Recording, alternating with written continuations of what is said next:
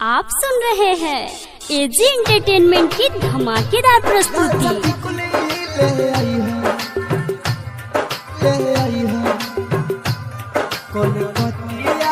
DJ Kanchan Raj Hajipur Vaishali. Mix by AG recording studio. सैया टिकुली ले आइहा कोलकातिया हो, सैया टिकुली ले आइहा कोलकातिया हो। एगो झुमका ले आइहा, एगो नथिया हो, एगो झुमका ले आइहा, एगो नथिया हो। सैया टिकुली ले आइहा कोलकातिया हो, राजा टिकुली ले आइहा कोलकातिया हो। आप सुन रहे हैं एजी एंटरटेनमेंट की धमाकेदार प्रस्तुति। डीजे कंचन राज हाजीपुर वैशाली।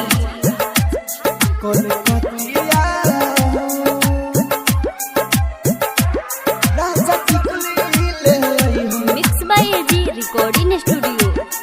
ले आइहा कोलकातिया।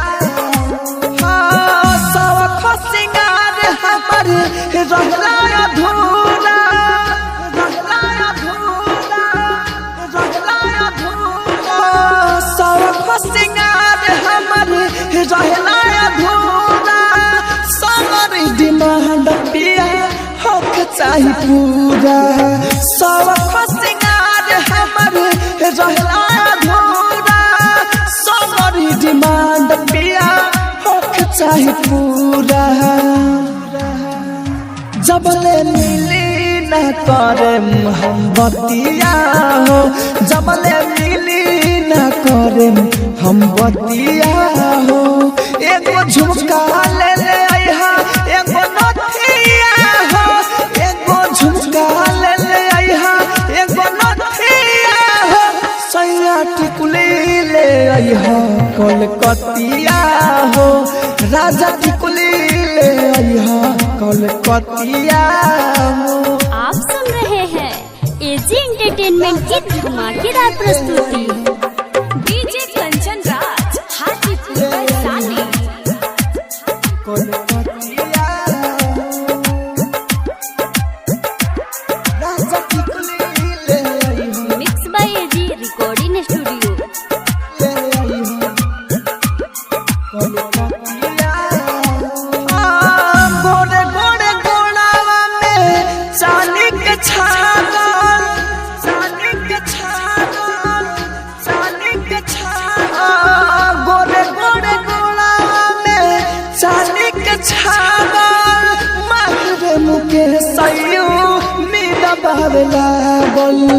गोरे गोरे गोलावा में चांदी के छागल। मारे मुके सैयो मीरा बावे लागल। अब कटे न राहुल दिन रतिया हो, अब कटे न राहुल दिन रतिया हो।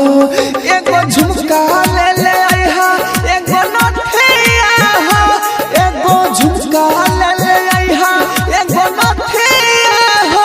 सैया टिकुली ले आइहा कोलकातिया हो, राजा टिकुली ले आइहा कोलकातिया।